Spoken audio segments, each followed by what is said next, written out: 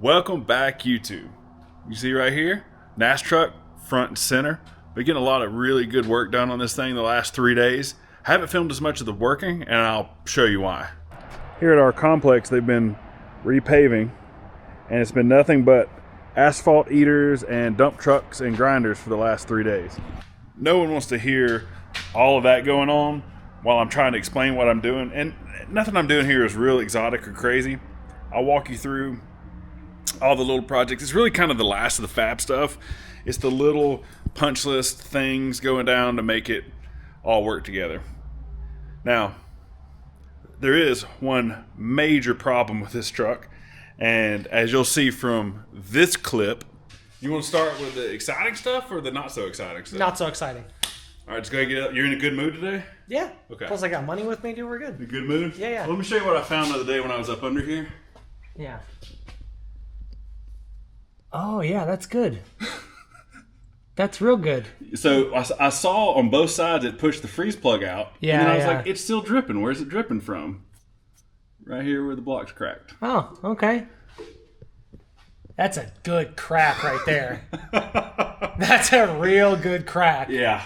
Okay. Yeah, I wire brushed it. I was like, maybe the paint's just flaking. Nope. It busted all the way down Okay. the pan rail. All right. Only on one side, though. I don't know if that matters. I think one side is the only side that matters when it comes to that. Yeah. Yeah. All right. What are we going to do? What are we going to do about that? Well, I mean, we can either JB weld it. That was a joke. I was like, I like to party. His boss like, oh, that does sound pretty good. Well, we can buy a new crate 602. Okay, I know how to get those. Yeah. Or we can get a block, drop the compression, and get Eric to go through it. Because it is on the ragged edge of pump gas compression. Yeah. And if we swapped, I mean, obviously all the internals are still fine. Yeah. So if we swapped blocks, then we could put pistons in it to drop the compression, so it wouldn't be so dangerous. Okay. What about second idea? Okay. Not like, I don't know. You think this thing needs to have a small block in it? Like it needs to have a small block? And don't worry, I'm not going to be like, I want to put a big block handy in it and make a bunch of work for you or some crazy shit. The only Stuff. The Beep. only thing that I don't even want to say that pigeonholed you, but the headers and exhaust. That's where it gets a little tricky. So my thought with those is, and I think you know where I'm probably going to go with this. I have a couple 6-liter LSs, so maybe have Eric go through those. I have a carbureted intake manifold. Right. I have a 6 LS MSD boxes already. Okay. So we could probably use this carb. This is a really nice carb. Right. And they make LS headers that are this exact style for these trucks. Maybe we look into that a little bit. I mean, obviously this should interchange. That'll interchange. And But the clutch that we just bought would all be different. the clutch would be the same, just be the flywheel would be different, right? The flywheel would be different. Clutch would be the same. Would you buy that through someone? You can return all that. Yeah. I don't know. We'll think about it. We'll see. We'll pros and cons it. Now, Andrew and Eric at Queen City Speed, they're working on a plan to come up with a new motor for this guy. It's going to be small block based, whether it's going to be E85, mild, wild, somewhere in between. Only time and Andrew's wallet will tell. But regardless, all these other little projects have to get finished. We'll finish those, get everything painted up. Once all that's done, it'll just be a simple matter of plucking the old motor out, putting the new motor in. We've even toyed with the idea of knocking the freeze plugs back in it, JB welding the crack just enough to hold coolant, this time, not water, so that we can move it in and out of shops, or maybe if we want to take it to a show, we can idle it on and off a trailer. We know it's not a permanent fix. We know that'll end up breaking, come back out later, but for the time being, $10 worth of JB weld and freeze plugs, at least we can get it where it's mobile. We can move it around without worrying about just absolutely melting down what's left of the motor. First project was the doors, specifically the opening and shutting of them. Didn't have any latches before. Now, just OE reproductions. I'm pretty sure these came from AMD. OE strikers, just spaced out where they work correctly. And as you can see, They work great. Close it with one finger. I mean, yeah, doesn't get much better than that.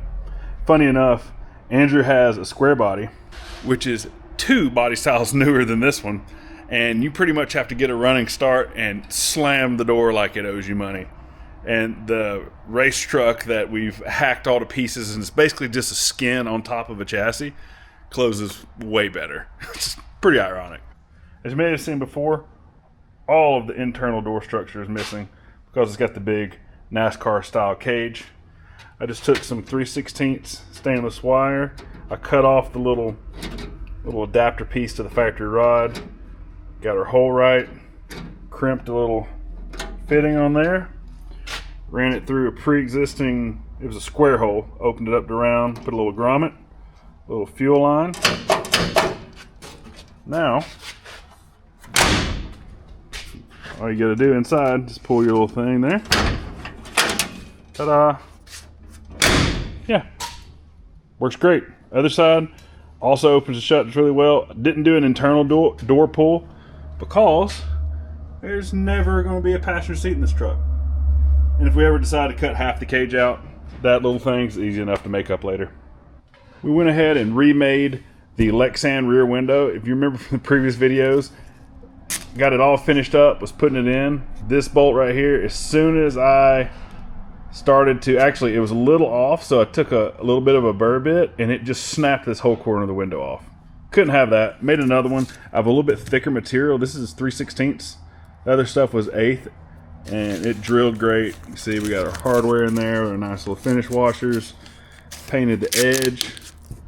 Yeah, it looked like a nice OE window. I'm leaving that on there just in case any kind of sparks or anything flies up. It'll be protected for a while. If it gets scratched, it could be Andrew's fault at this point. One of the things that's really been bothering me about this project is the hood. It is like super floppy. It's not light. We cut the braces out of it. 1, because they were rusty. 2, because there was clearance issues. And 3, because we thought we were going to make it really light so you could pick it up. It's too big and too awkward to pick up by yourself. And when you raise it up, it just gets all, got to come up with a better solution. If either Andrew or myself are messing with this, we don't want to like drag the hood on and off of it. We got to have some hinges. And this is what we came up with. There's several different aftermarket options for cowl mounted hinges. We decided to go with the Porterbuilt ones because it's a tried and true brand, and they were one of the few companies that offered them without gas assisted struts.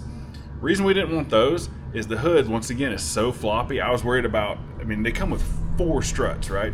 And I was worried about trying to close it and it just taco the hood like an early square body or something. We're going to do a hood prop situation of some sort. I haven't quite figured that out yet, but when we do, we'll fill you in. This is what the kit looks like. Comes with the bracket pre-welded, and this will sit inside of the cowl. This is obviously the actual hinge piece, and it comes with this bracket. Well, ignore half of this. It comes with this bracket that you would weld up to the bottom of the hood, and then it has little welded nuts there. But went ahead, worked ahead on us and made it where we can actually bolt it through the hood since there's not an inner cowl panel. It'll make sense here in a second when I show you. And this is what it looks like assembled. It comes with the hardware for these, nice little bushings here. I think there's a Delrin or something. You can just kind of get the gist how it works. Really simple design, but works really well. I've installed a couple sets of these. They do come raw steel. I painted these. I would have powder coated them, but Harris Custom Coating is on vacation at the moment. Just decided to paint them. Throw them in the truck, show you how they work. According to the installation instructions, the hinges here, the pockets, they need to be 45 and 5/8 inches apart. Start by finding center of the cowl, which oddly enough is this one little screw hole right there. Lucky coincidence. With that being said, measuring out from there is going to be, what's that, 22 and 13/16. Found it right here, made a mark, and I used the front of this pocket to make a template. And I will say each one of these pockets is a little different. You can probably see this one is slanted slightly, and that matches the slant of the cowls. Make sure you have the right one You really make one template and flip it. That's what I did. Template of that, transfer it to here, and just cut a slot for the top. They said just to cut a square, but when I cut a square, I couldn't get the bolt through. So I cut what, I don't know, looks like a piece of toast. And that will drop in there. Like that. You have your 4 holes there. You also have 2 holes that go down this way. And it's crucial to tighten these up first and then tighten these. And if there's a gap, just throw a couple washers under those. It's more crucial that this is flat than that is. A couple shims, whatever you got. Now let's put the arm on. With it bolted together here, you can see how we need that little extra room for those. Worked out pretty nice. It comes with nylocks, so I like to snug this up until I get just a little resistance on it. You don't want to put that thing in a bind, but I mean it kind of, yeah, you see there. Yeah, nice and snug. I already checked and it clears the cowl panel, so all of this will be hidden, which is really cool. This bracket, like I mentioned, was maybe half as high. Stop there and there. Added this so that I can bolt the hood together. Hood hinges are now all painted up. These Porterbuilt units are really nice. As you can see, the cowl's on, clears all that. Yeah, real happy with those. Definitely not getting a stock hinge in there. As for securing the hood, we had some 1-inch tubing. I think this was 3/16 wall. Welded it down there to the crash structure or bumper support, and let's get the pins in there like that with their little jam nuts. Yeah, that'll be good to go. This kit actually came with aluminum gun drilled. As you can see, they're hollow pins, and I'll be honest with you, I boogered one of them up, and I wasn't just terribly happy with the fact they were aluminum.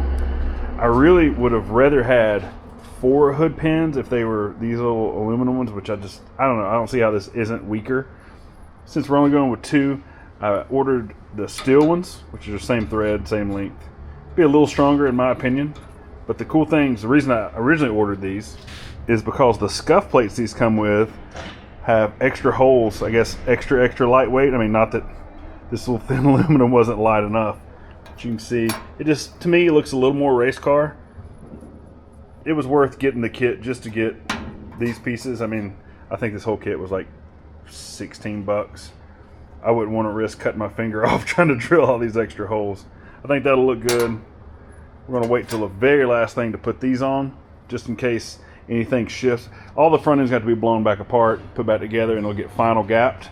Once that's done and I'm happy with all the fitment, then I'll drill the holes for these and they'll go on last.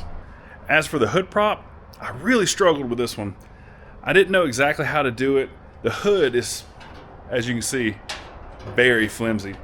You couldn't just put a prop off to one side. It really needed to be central, because it would, you put it on there and it would be, the hood would be sitting like a 45-degree angle. That's not cool looking. And to come up with just a real basic hood prop situation, but how it latches turned out pretty neat. Sometimes when you don't know exactly what to do, I will either turn to Instagram or Home Depot. I just walked around, actually it was Lowe's, walked around Lowe's last night, like, how can I retain this? Because we can't have this just flopping around. And this is an odd size compared to the stock ones. It's bigger, it's a thicker rod. So the stock little plastic clips like you get in most of your passenger cars wasn't going to work for this. What else can we come up with? What I came up with was this little, I think this is just like a cabinet fastener. That'll hold it there. On the back side of the hood, just a simple little L bracket, and on the rod, I welded a little stopper right there so it doesn't go through. We definitely have to get some nice stainless button heads for that, but this is mock-up. Down at the bottom, simple little L bracket, and this rod has a little Z to it to keep it retained. I'll show you what it looks like when it goes down. When you set the hood down, you just put it right there. Boop. Retains it in place. And wiggles a little bit, but that's not coming out of there. And then when you get ready to put it back up, pop it out. Pretty simple little solution. Mounted it down nice and low. This will be out of the way. It looks good. I'm happy with it. Andrew supplied us with big boy radiator here, 3-inch core. I think it's a triple pass. aluminum frostbite unit. And first things first, go ahead and cut the box out and make your little fin savers. Nothing looks worse than just crinkled up fins all over the front, because you can just barely touch those and they bend and it just looks terrible. Take 5 minutes, cut it out. That way it'll be nice and safe. And it'll cool better. Andrew and I searched around to find the biggest possible radiator we can fit in here, and it was a chore. It's a little tight, but as you can see over here, nice clearance around our lower outlet there. That looks good. And then the drain plug, hopefully Andrew remembers that, because we don't want to put another one of these in there. I opted to go with a regular pipe plug style. It came with one of the butterfly ones, but those tend to get a little clogged up sometimes if you get any kind of rust or particles down in it. And this gives us just a little extra clearance. As you can see, it'll go right there. Boop, just like that. It really takes two hands, or I'm not left-handed, so this one doesn't work well. But you get the point. That'll go in there. Another cool thing about this radiator, it comes with these really nice big flanges on each side, slotted holes. Makes mounting it super simple. On the bottom here, just got a little flat piece of steel with a 5/16 nut on the back side, so we can put that through. It could have been just a free floating nut, but it makes putting those in a little easier if you don't have to worry about it jiggling around. Welded that on there. And for the top piece here, just a simple little bracket that I cut up, welded on. This side I didn't weld the nut, just has a little bit of wiggle room in case these are shifted around. Matching one for the driver's side, and she's nice and sturdy, good to go. The fan will go on there. I'm still trying to talk Andrew into a shroud. We'll see. Got a brushless 16-inch fan. It may not need one. If it was mine, it would have a shroud, but Andrew, he's on a budget, so we may have to put that on there later. So it'll be just a simple process. That'll go here, pops down into place. That'll sit down, put pins in, easy peasy. When we want to pop the hood, pins out, up like that. That'll go there. Ta-da! Now we can show it off. Really happy with the way this stuff turned out. Especially this little retaining things. Sometimes you just got to slow down. I was online for probably an hour trying to figure out a solution for this. Walked around Lowe's for 15 minutes. Found that, hey, sometimes just got to look outside the box. The sway bar on this truck was an absolute booger bear. I mean, I've got a day and a half, probably realistically 2 days, in mounting this sway bar and getting it figured out. The way it was on there before, I just wasn't happy with it. I'll explain to you why. And yeah, I mean, we're here, we're doing it. Let's make it right the first time. I don't have to worry about things, messing up and having to go back later. You can see our sway bar right here. This thing's a monster, 1 3/4 unit. You have to mount this up really well. Had some 2x3 box tubing here, 3/16 wall. It got welded to the outer frame rail here, across this tube, and around on the other side. All the way down through there. The end, I'm going to box that in, plate it up, but still in a mock-up stage, the radiator's in the way. I'm going to wait till we set the front clip off. Just imagine that has a plate over it. For mounting, these Ride Tech units are honestly the only 1 3/4 sway bar mounts I could find. It comes with super nice felt-lined poly bushings. These are all, I don't know, some kind of aluminum, extruded aluminum probably. Really nice pieces. On the inside there, we welded some flange nuts and just bolted in. Once it's closed up, you can still service it. All right, you can see how the sway bar here goes and it kicks up and it turns back. Okay, that's pretty common for a front sway bar. Before, the sway bar came and it curved and it went down. You can see right here is one of the mounts on this side, and it had a totally different mount on that side. That caused a really big problem. As you can imagine, this was the sway bar mount and it had the other side of it. So your sway bar hung way down here below what's the scrub line of the vehicle. The scrub line is an imaginary line that goes from the bottom of the wheel side to side. anything that hangs below that, if you were to have a flat tire, is going to hit the ground, dig in, cause some major problems. Well, you see where the old mount was, plus the turnbuckle and everything. The sway bar was way down here, probably 2.5, 3 inches below the scrub line. Last thing you want to be doing is booking it through a turn, down a backstretch or whatever. Tire goes flat for who knows what reason, and the sway bar smacks the ground at, buck 10. Ain't no telling what this thing would do. We had to make sure everything's nice, high and tight. That's why we're going to flip the sway bar. This bracket right here is going to get cut off. I'm going to build another bracket that comes forward. It'll pick up the sway bar. We're going to put hinge joints, top and bottom, a little turnbuckle in the middle. Yeah, that'll work out nice. Ordered everything from NASTRUCK. Should be here in a day or two. Not sure if that'll make this video or not. Depends on what we get done. I got to do some work to our tow rig. Probably today's Thursday, probably tomorrow and or Saturday.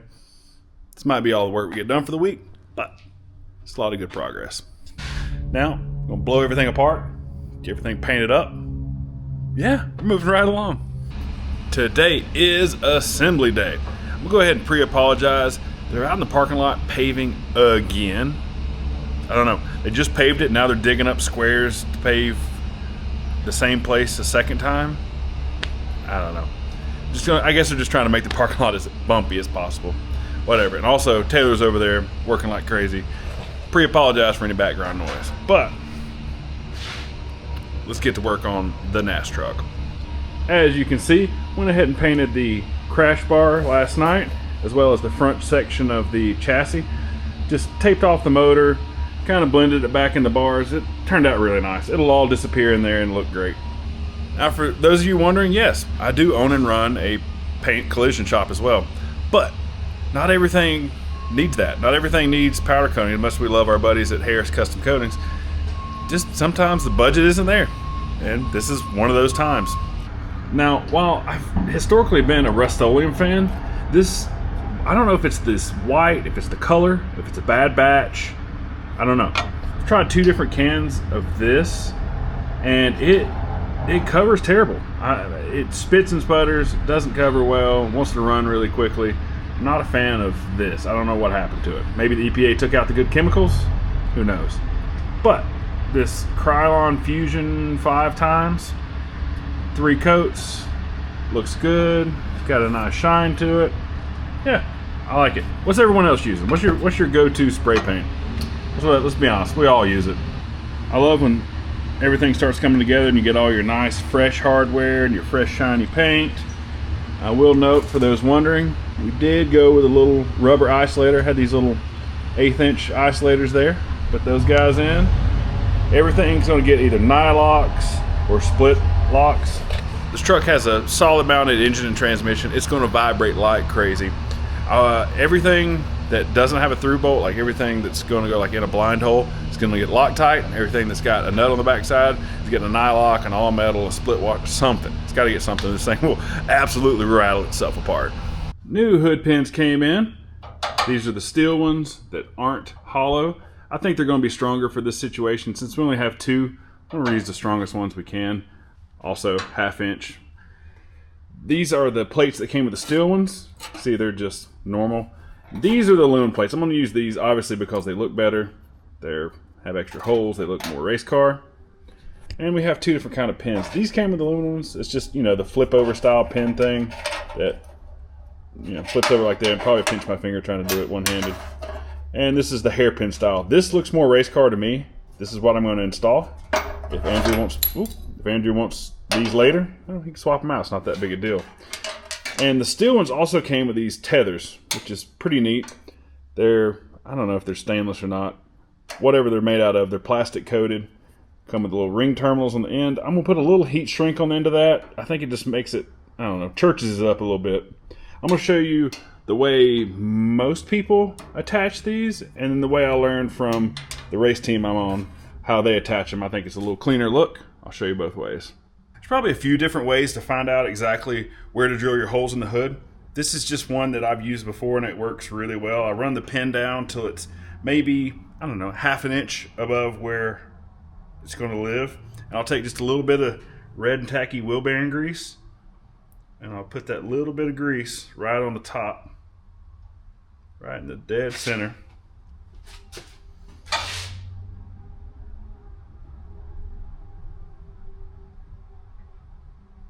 Like that. You can probably also see our hood props installed. All that's painted up, looks nice. What we'll do is we'll just lower the hood real even until we touch down on top of the pins. And when we go back up with it, there's a nice little grease spot on each side, exactly where the pin touched off. We'll drill the pilot hole through the bottom. We'll sneak up on it. It's a 1/2 inch pin.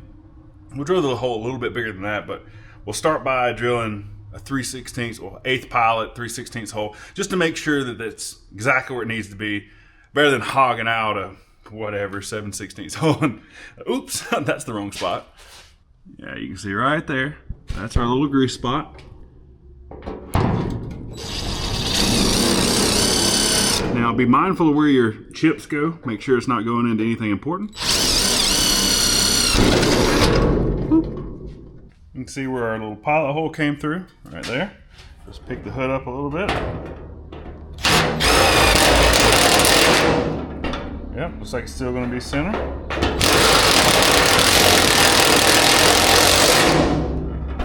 Sneak up on it a little bit.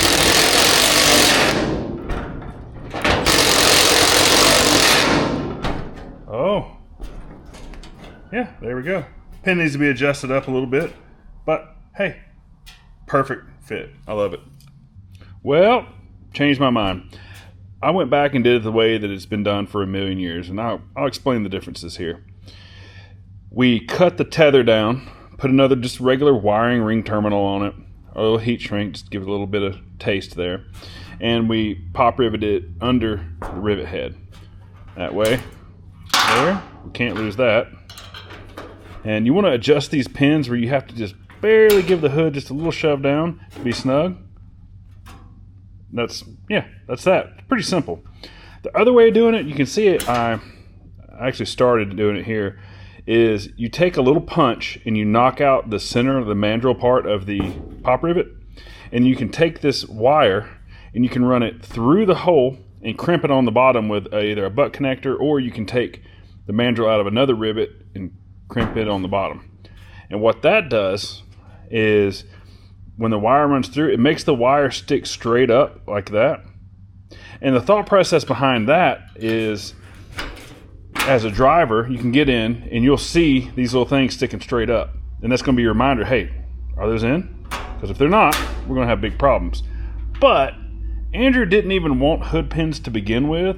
It took a lot to sweet talk him into running these. Running them in this direction, you can see how much flatter they sit down. They don't stick up. They'll be less noticeable. I think he'll be happier with this. Worst case, you drill one rivet out if we want to do it the other style. It's not a big deal.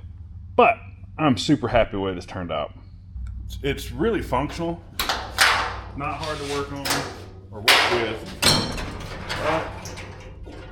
Pop out of our little holder.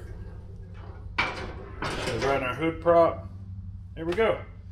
He can change his little jets out, whatever he's got to do to get this small block to hang with that courier. But get it, put it back down, pop it in our little retainer. You have to make sure you set the hood down, level. It is pretty floppy. If it gets to flopping, it may not line up with those. Pop it in. Pop it in. And there we go. And he's ready for his, attempt to keep up with me. In case you didn't catch the sarcasm there, the kind of running joke between him and I is he's going to have this NASTRUCK thing with, probably 500 horsepower and slicks and all this crazy stuff. And then I'm going to have this, which is going to be lighter, less horsepower, smaller tire, but a radial tire that'll be hot right off the bat instead of these slicks that take a whole lap or 2 laps around a major track to warm them up. And this will be like 300 horsepower. And we've just kind of made this joke and thing back and forth about which race truck is going to be faster. I'm going for the power to weight ratio. Before we left last night, painted the sway bar, went across it with a wire brush, painted it satin black. Once again, paint it black, put it back. But one thing I don't think we talked about was the sway bar bushing itself. Now, it's polyurethane, but as you see on the inside there, has some sort of like felt looking material. I'll double check the instructions. No lubrication required. Anti-rattle, anti-squeak material. Let's pop these on there, throw it up under the truck. Crawling back under the truck, as you can see, got the sway bar mounted up. There's just, I mean, I've said it before, I know I'll just keep saying it. Fresh hardware, fresh spray bomb. Man, all this stuff looks so sweet. Nice clean new radiator. I'm loving it. Got our end link set up here in place. Just kind of visualizing. I mean, the bolts are not the right size. They're not the right length. Really need a little spacer in between it. It's just helpful to set things up here and to kind of visualize how I'm going to build a bracket. Just be something that comes off the front of the lower control arm right here. We'll bolt up to that. You want to make sure we get our good angle. Like for instance, you know, we could move it way far forward like that, but the link to the bar, I feel like it really needs to be at 90 degrees, both in this relation and also this relation. I feel like that's going to be the most direct force. We'll have to get up under here with some poster board, move everything around, kind of, I don't know, just help envision what we're going to do. These still need to be cut off from the old bar. Yeah. We'll figure it out. But all of that's going to have to wait until next week. It's Saturday night. Got a Boston Butt on the smoker that's just about finished. And I'm telling you, whew, the smell's been creeping in the shop for hours. Taylor's already been complaining and saying it's making him hungry too. Kind of ran out of parts until we get some more bolts and spacers. We're going to give NASTRUCK a call, get that figured out.